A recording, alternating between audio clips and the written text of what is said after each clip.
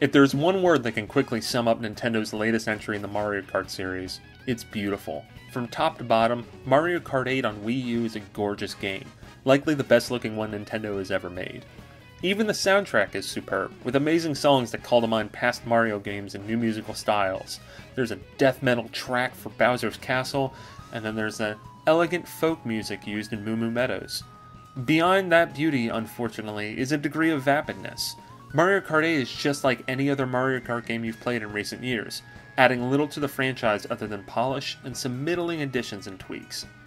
Playing through Mario Kart 8 feels mechanical. Like every recent Mario Kart game, there are 8 cups containing 32 tracks, half of which are remade courses from past games.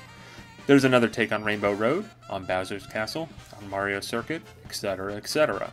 All the retro tracks are lovingly remixed, twisting what you remember about past tracks and turning them into something that feels new and unique, taking advantage of air, sea, and even the newest mechanic, zero gravity. Zero G even adds in a new mechanic too, as you can spin dash when your car hits another one in Zero G.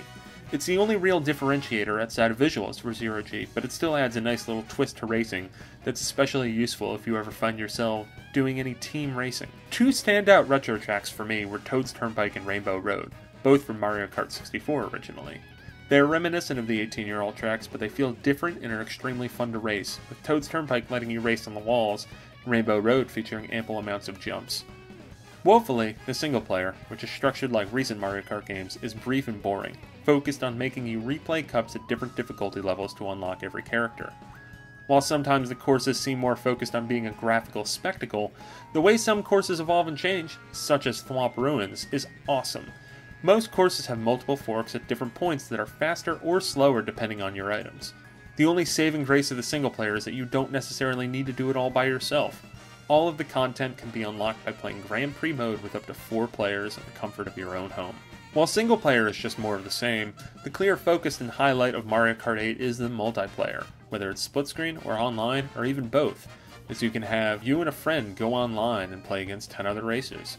3 and 4 player split screen only loses a little bit of graphical fidelity, but it remains a total blast. Once again, the series bests any other multiplayer racing game I've ever played. Online runs smoothly as well, and while I would love to be able to talk with my friends during races, it's still fun playing against other people while getting to talk to them in the lobby in between races. Outside of the shiny HD graphics, the big new addition for Mario Kart 8 is Mario Kart TV. Technically, it is very impressive. As far as I can tell, the game records your recent races, allowing you to customize your very own highlight reel using a few different options with little to no load times. You can even post that highlight reel to Miiverse or even YouTube. Rewatching the highlight reels is fun, especially in multiplayer, because you can see what other racers did and instantly slow down or speed up the gameplay for dramatic effect. It's novel, but ultimately pointless. When realizing how smoothly Mario Kart TV runs, makes me sad that those resources weren't used to do something that actually better integrates into the gameplay or single player. Instead, Mario Kart TV is a cherry on top of a week-old cupcake. The biggest bummer of all is Battle Mode, though. Instead of featuring arenas, you can choose between 8 modified regular courses. The foundation is sound, as it becomes more of a jousting match as you circle around the course attacking other players, but the lack of an on-screen map makes finding other players really difficult on the large tracks. Mario Kart 8 is an enjoyable game that hits the basic bullet points required for the series. The new tracks are fun, and the retro courses are reinvented and radical. Playing in multiplayer is still great fun, but the poor single-player experience sadly damns this game. Outside of Mario Kart TV, it adds very little that hasn't been done before, and even Mario Kart TV is nothing more than a superfluous addition. I like playing Mario Kart 8, I think it's a satisfactory entry in the series, but nothing more than that.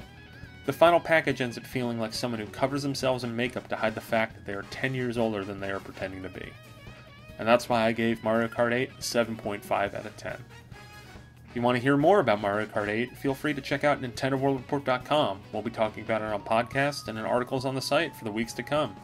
And also, check out NintendoWorldReport.com for everything Nintendo. We'll be covering E3, and we'll be covering whatever happens next with Wii U, 3DS, or the Quality of Life platform.